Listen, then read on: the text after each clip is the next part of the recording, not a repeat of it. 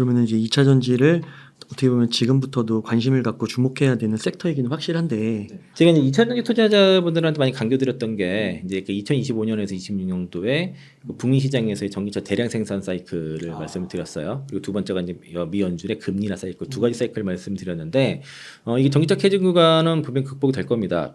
그 전기차가 캐즘으로 들어간 이유 중에 이제 여러 가지 이유 중에 하나가 쓸만한 전기차 신차 출시가 늦었기 때문이에요. 탈만한 전기차, 지금 기아 EV3라든가 뭐 캐스퍼 EV 이런 것들. EV3 지금 반응 좋던데요. 네, 그러니까 이제 좀 정말 가성비 좋고 네. 그 뭐 싸다고 좋은 게 아니에요. 가성비가 좋아야 돼. 예, 가격도 충분히 좋으면서도 그러니까 기존의 1세대의 그 내연기관차에 그 배터리만 장착하기 이런 것들은 이제 전기차의 제대로 된 가치를 느낄 수가 없고요. 인프라도 좀. 네, 뭐 인프라도 문제지만 일단 차 자체가 쓸만한 차야 된다니까요. 그래서 이제 전기차만에 쓸 수 있는 뭐 VTL 기능부터 해서 안에 이제 공간적인 효율성 그리고 이제 이게 생각보다 이것도 그 유지 보수 비용이 되게 적거든요.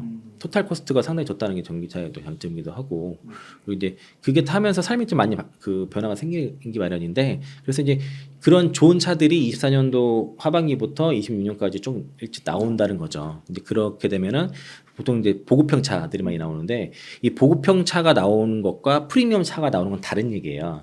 프리미엄 차에서는 지금 일부 손해를 볼 수가 있습니다. 봐도 감당할 수가 있는데 보급형 차에서는 손해 보는 일을 하면 안 돼요. 그건 감당할 수가 없습니다.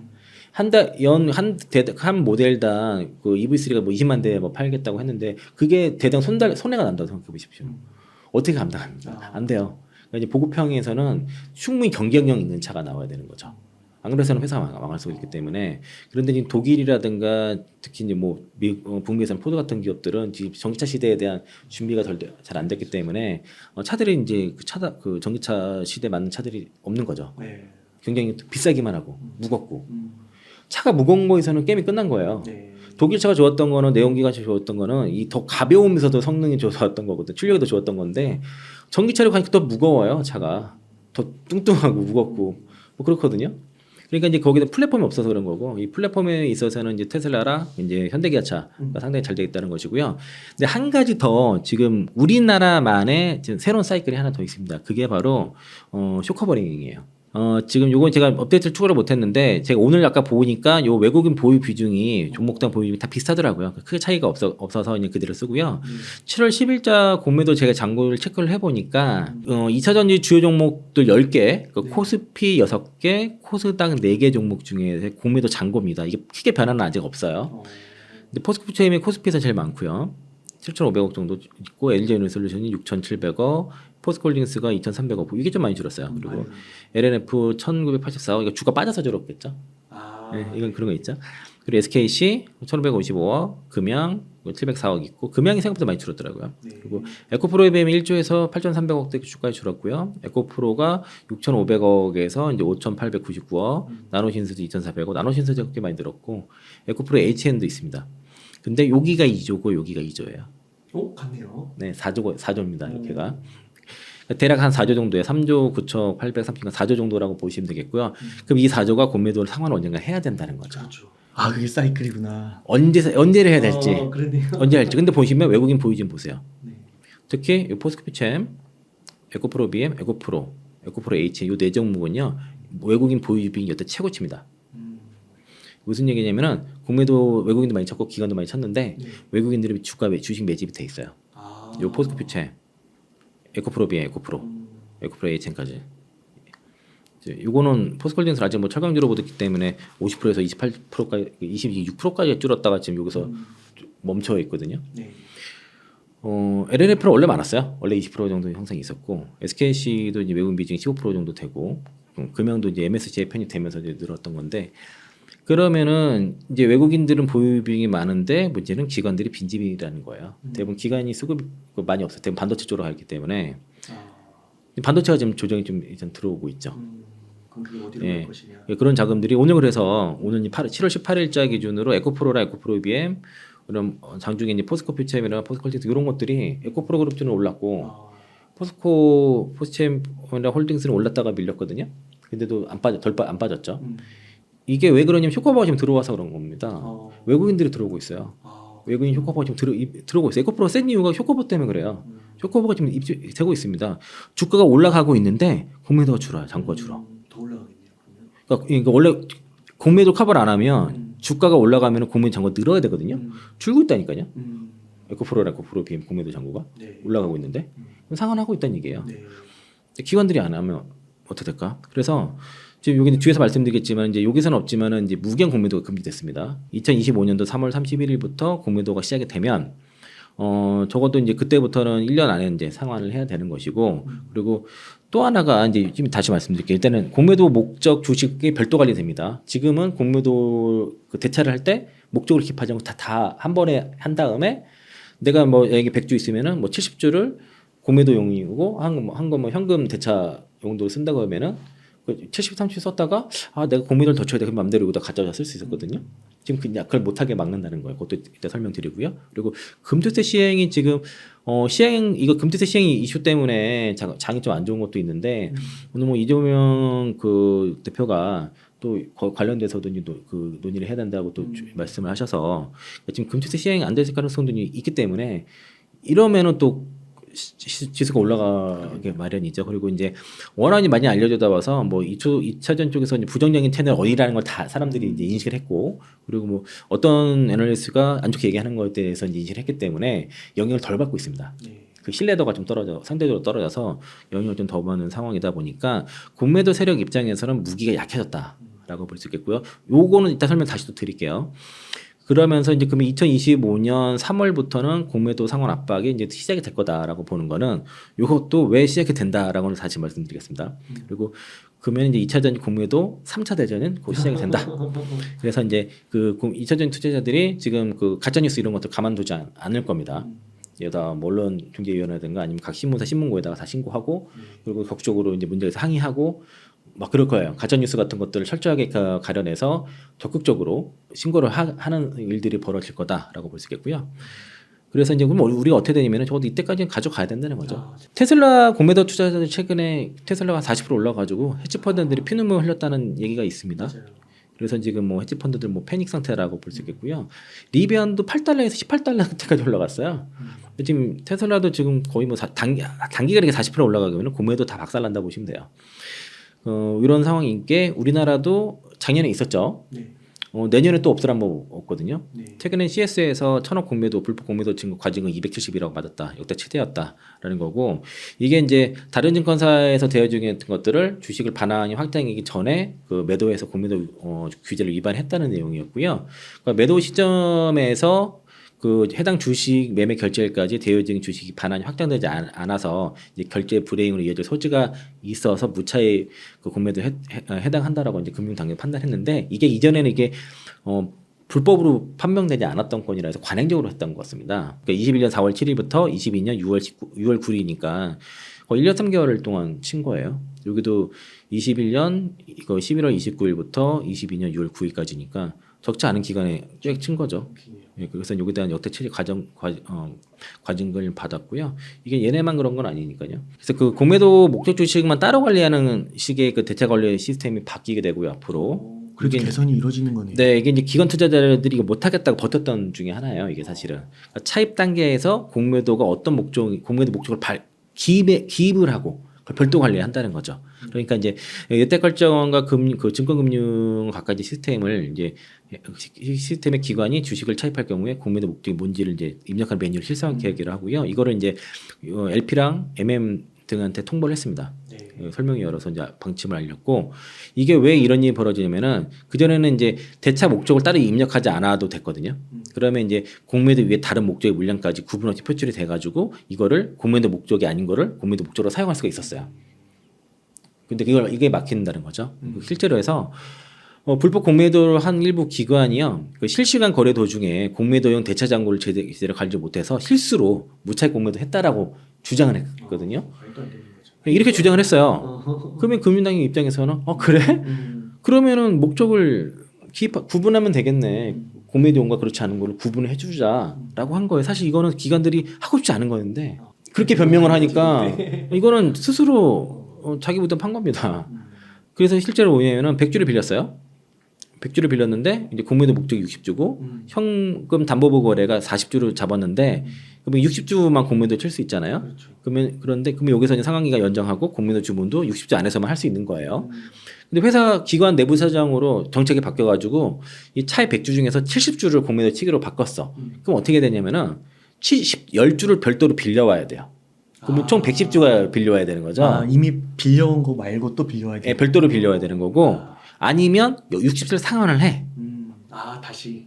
그리고 또 그거 다 상환해. 그리고 그 빌린 거 다 100주 다 상환해. 그리고 나서 다시 빌려. 빌린 다음에 다시 그러면은 다시 기입하고 70주를 공매도, 30주를 현금 그 대차 목적으로 하겠다.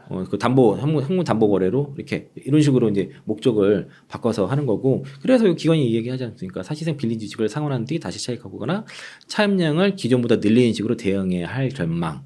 1분 2초를 다투는 금융시장에서 거래 유연성이 떨어질 수 있다. 공매도는 거래 유연성이 떨어져야죠. 그렇지 않습니까? 예. 이게 지금 시행이 되면은 이게 LP랑 MM을 이용해서 무채 공매도, 불법 공매도를 사전에 방지할 수 있는 툴이 생겼다는 것이고요. 그래서 불법 공매도 차단 시스템이 내년 3월 31일에 가동됩니다. 3월 31일이 월요일이기 때문에 3월 31일인 거예요. 그래서 이제 내년 3월달에 공매도 재고에 맞춰서 그 중앙정보 시스템 개발에 대한 입체 공고를 긴급 공고를 냈고요. 예산이 14억 2천만 원입니다. 천문학적인 돈이 아니잖아요. 얼마 안 되네요, 생각보다. 예, 이건 중앙정보 시스템. 그리고 이제 각 증권사별로는 각자 또 구출해야 되니까 천문학적인 돈이 드는 거 아니잖아요, 그렇죠?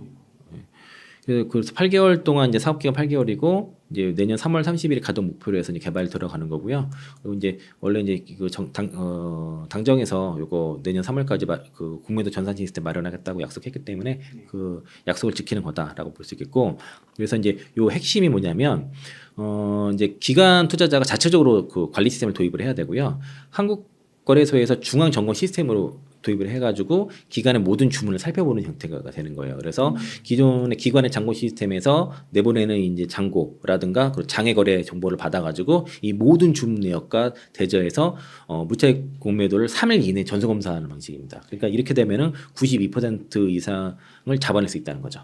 그래서 이제 이거는 이제 그 지난달에 기관 내 잔고 관련 시스템 가이드라인을 배포를 해가지고 기관들이 각 시스템을 마련하도록 한 상태예요. 구출을 다 각 기관마다 해야 됩니다. 그리고 이제 그 증권사에서 공매도 주문 위탁자 점검 리스트도 배포를 했습니다. 그래서 이제 요거 이제 3월 30일까지 공매도 유지되지 않습니까? 그러고 나서 이제 3월 30일에 재개되는데 이번에 이제 김병환 금융위원장 후보도 여기에 대해서 이제 긍정적으로 이제 일단은 얘기를 해서 그러니까 시장의 불신을 해소하고 불공정한 거래를 차단하는 조치에 대해서 그 조치를 한 다음에 그다음에 공매도 재개하겠다고 약속을 얘기를 했죠. 그다음에 이거 이제 3월 30일 가동이 본격으로 된다고 하면은 아무래도 공매도를 치는 입장에서는 굉장히 불편한 일이 벌어지겠죠. 이전과 같지 않는 다른 환경이에요.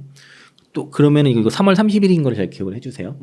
다음 무슨 일정이 있냐? 이거 기관에서 아까 그 전산 시스템 마련하고 거래소에서 중앙으로 점거하는 형태고요. 그리고 이제 기관과 법인에서는 내부 통제 기준을 의무화해야 됩니다. 그래서 무채 공매도 방지를 위해서 내부 통제 구축하고 증권사에서도 이런 그 시스템 내부 통제 기준을 확인 후에 공매도를 수탁을 받아야 되는 거죠. 공매도 의무화 확인에 대한 의무를 강화를 했다는 것이고 그리고 이제 상환 기간 총 이제 90일 단위인데 이제 1년까지 가능하고 담보비율 105% 그리고 이제 이런 그 처벌에 대해서 강화를 했다 정도로 보시면 되겠고요. 에코프로 이동채 회장 만기 철소가 내년 4월입니다. 아, 그래요. 4월 10일. 지난해 5월 11일에 2년형을 받았거든요. 만이 2년 되는 날이 4월 10일이더라고. 3월 30일에 공매도 재개되면 열흘 남았어요. 그럼 에코프로 이동채 회장이 만기 철수라면 어떻게 될까? 재밌을 것 같지 않습니까? 되게 좋은 신호일 것 같은데. 그렇죠. 그러니까 지금 여기 보면 6월 20일자 영남경제신문이고요.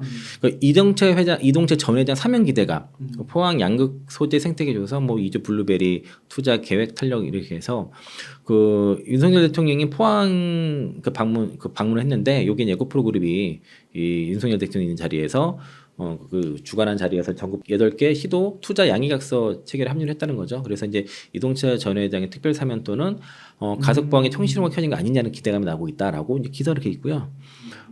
이제 지금 그 에코프로가 0일 만에 이제 마더 팩토리가 있거든요. 클로즈 루프 에코시스템 V1, V1 버전이 여기 있고 블루베리 산업단 이제 V2 버전을 이식을 할 거예요. 요게 이제 앞으로 5년간 2조를 투자하게 되는데 요게 이제 그 기획 발전 특구 선정에 이어서 이제 에코프로가 이제 경북도랑 포항시와 이제 업무 협약을 맺어가지고 투자 약속을 했거든요. 그러니까 아까 요 블루베리 산업단 이제 앞으로 2조 투자를 하게 될 것이고 요게는 에코프로 CNG가 가장 먼저 공장에 들어서는데 이게 이제 2조 투자 계획은 이번 이제 그 기획 그 발전 특구 선정에 힘입어서 더욱 탄력을 받게 될 것이고 경북 그 기획 발전 특구 포항 지구에서 에코프로의 비중이 막대해졌다는 거죠.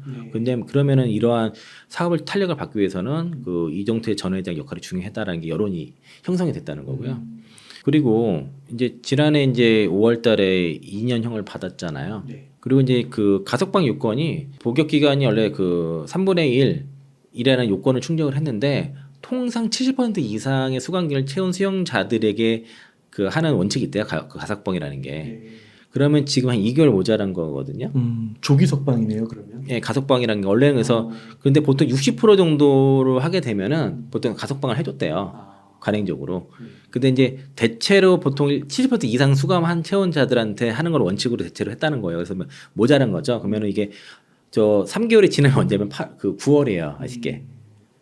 8.15 특사가 있잖아. 광복절 특사에 한 달 모자라. 근데 요건은 만족을 했어요. 요건은 됩니다. 3분의 1 이상만 지나면 할 수 있는데 통상적인 거에 70%고 또 관행적으로 60%도 해줬다는 거예요. 60%대도 해줬기 때문에 그래서 이제 이런 그 포항 지역 사회의 그 기획 발전 특구 선정 등의 2차 전환 산업에 대한 육성이 시급하기 때문에 이동채 전 회장의 조기 석방이 필요하다는 여론이 무게에 싣고 있고 그리고 포항시 관계자도 이동채 전 회장의 구속으로 인해서 이제 에코프로의 투자 계획에 차질을 빚은 게 사실이다라고 했고 그 기회 발전 특구 인센티브에 힘입어서 에코프로의 투자가 조속히 실현되길 바란다고 하면서 이제 투자 확정 등 이동채 전 회장만이 결정한 일에 산적이기 때문에 이동채 회장 조기 석방 꼭 필요하다.